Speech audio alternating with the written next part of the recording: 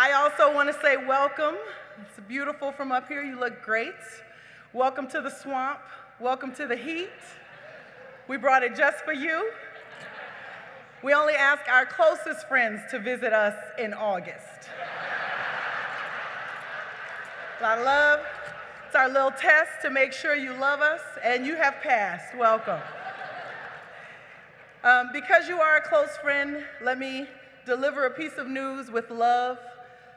Sometimes it takes a friend to say we have to do things in right order. And so I would like for you to stand and join with me to welcome the Principal Chief of the United Homa Nation, the indigenous people of this land. Let's welcome him so that we can have his permission to begin our journey.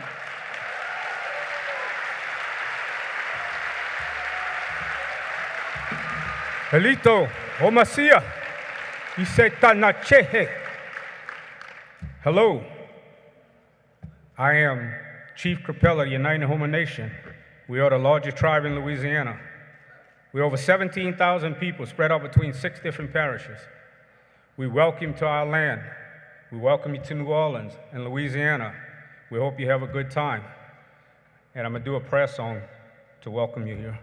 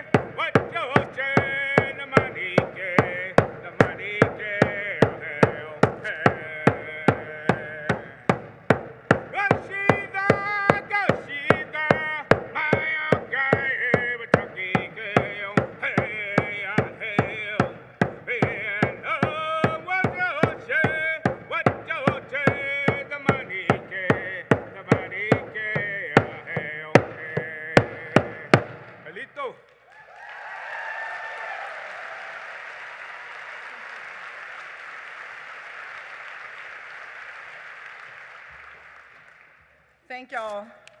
We've been working really hard here in South Louisiana to make sure we stand in solidarity and right next to our indigenous brothers and sisters. Because we know one thing for sure, we will not win until the original sins of this land are dealt with and we have restorative justice to address them. It's not always the easiest thing to do, but it's always the proper thing to do.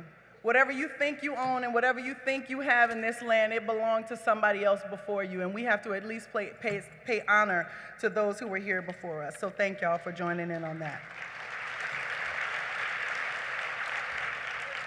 I was invited to address you and to give you a little bit of the lay of the land. Again, I'm Colette Pichon Battle. I'm actually from Bayou Country, across the lake. I'm not from the city of New Orleans, but I got to meet a lot of its warriors in the aftermath of Hurricane Katrina, when many of us saw our neighborhoods, our churches, our schools, our hospitals devastated by a Category 5 extreme hurricane. As she came on shore, she hit from New Orleans all the way to Mobile, Alabama. She was a big one. She knocked a lot of us out. She took a lot of our communities away, and many of our people are still not home. And I want you to know that as you go throughout New Orleans and you see everything that has been rebuilt and you see the shiny new things that we have to offer you, and you see a little bit of the culture, I want you to still be aware that there are many of us who have not been able to return home. And they're in places like Houston and Atlanta and Baton Rouge and Memphis. And when you see those folks from New Orleans in those places, just know they want to come home. We haven't yet figured out how to make recovery an equitable place for all of us to engage in. But there has been some great movement on the ground, and a lot of that movement is happening from the front lines. I want to just take a minute to honor the people who live in the lower parishes. That means they live just south of New Orleans. Those communities take the brunt of extreme weather hits for us and protects the city of New Orleans when they take those hits.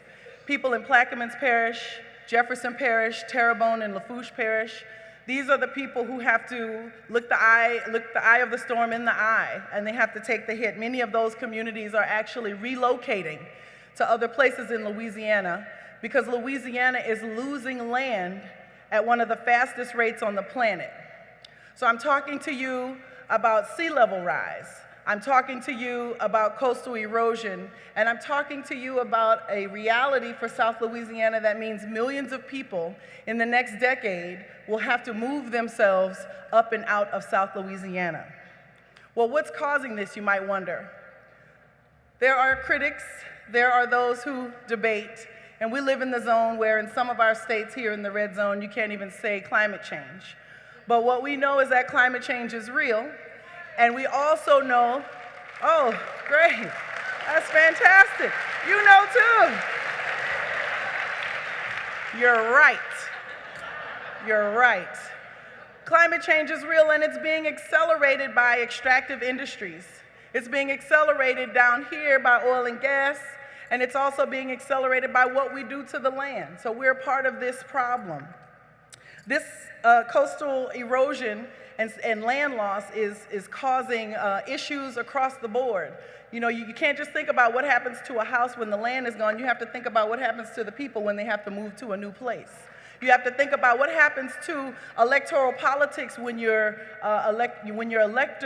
people that you elect are no longer able to get the votes they need. You have to ask about your democracy. You have to ask about your health systems. You have to ask about your total infrastructure.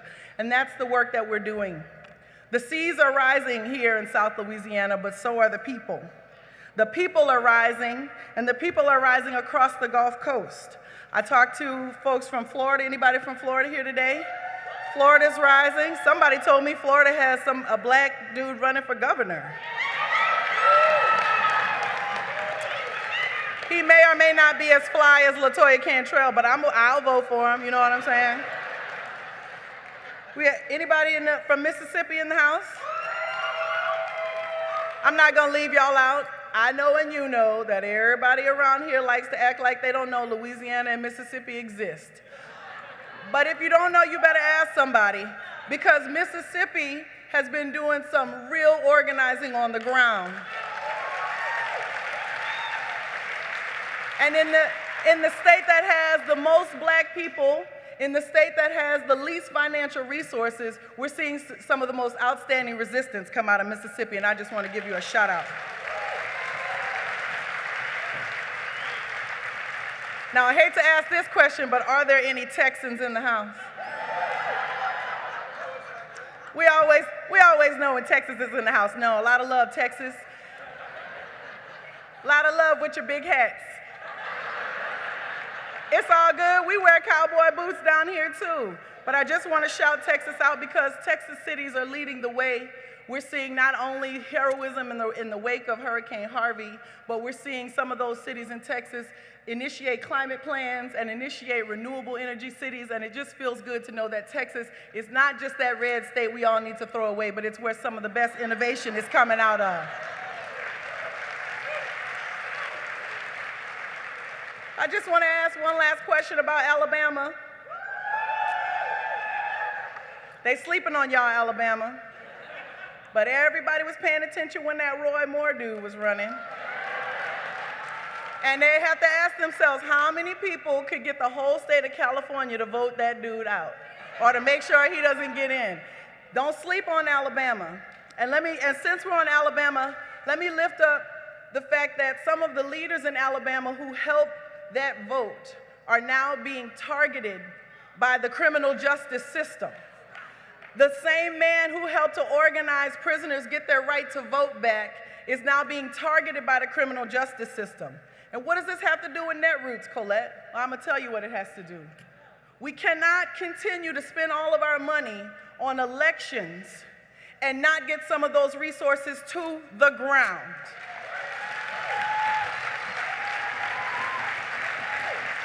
There are people who are taking hits, and they're taking hits that you never have to know about. They're taking hits that don't make good t-shirts. They're taking hits that don't make good hashtags, but they're taking the hits nonetheless. And when you get a win like that in Alabama, in this red block, you have to understand that people will then be targeted. And we need all of this electoral energy to not just invest in people to get in office, but to invest in the ground that's helping to make people's getting out to the poll possible. We have to invest in the people who are helping folks understand what's happened so they know to go out and vote. This is the grassroots organizing. It's not these organizations that you heard of, and it's probably a church that you don't want to go to, and it might be somebody who believes something that you don't want to believe, but you have to invest in that infrastructure because we might win. We might win. And if we win, what are we going to do? And also, we might lose. We might lose, and there are people who know how to survive even in the most hostile of territories. Just ask any of us from these Gulf South states, and we'll tell you what survival looks like. We'll tell you how you don't give up hope when you're faced with all of this incredible ridiculousness. We will tell you how to join hands with somebody who doesn't particularly like you, but we got to know that we're in it together and we have to fight together. We have to fight for voting rights. We have to fight for queer liberation. We have to fight for racial justice. We have to fight for environmental justice. But the hardest thing that we have to do is tell the truth to each other. Hold on, let me say it again. I don't know if they heard me. The hardest thing we have to do is tell the truth to each other, okay? Now is not the time for you to be paralyzed with white guilt. I'm sorry.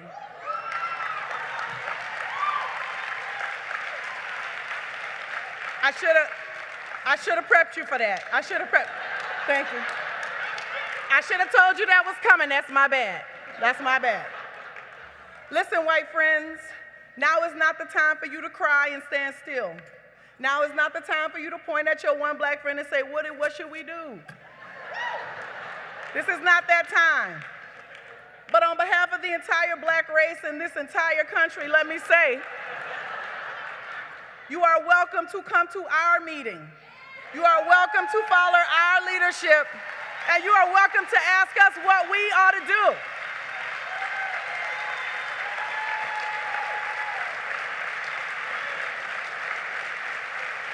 Oh.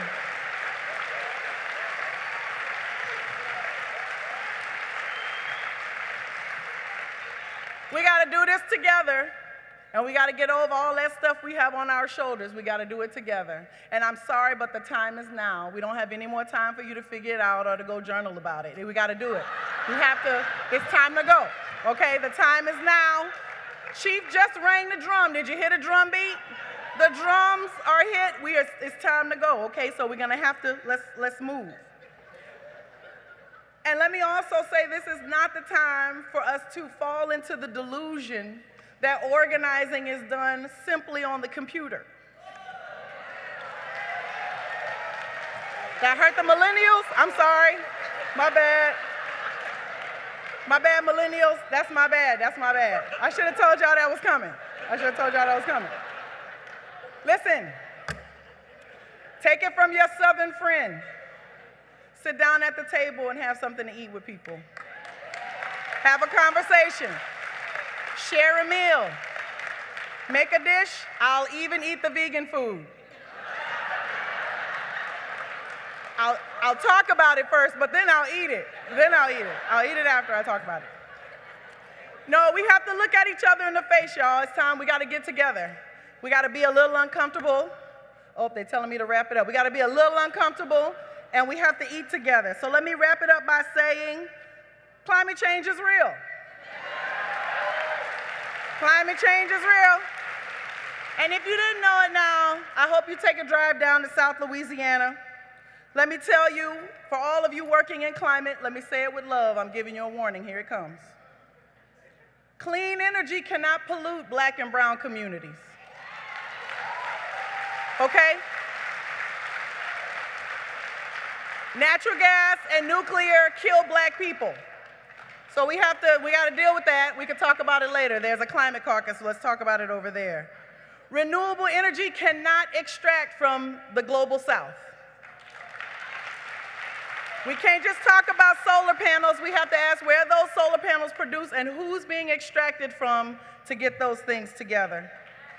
Climate solutions have to be rooted in justice. This is not a policy win. This is the fate of our planet. Let's save it together. Thank you.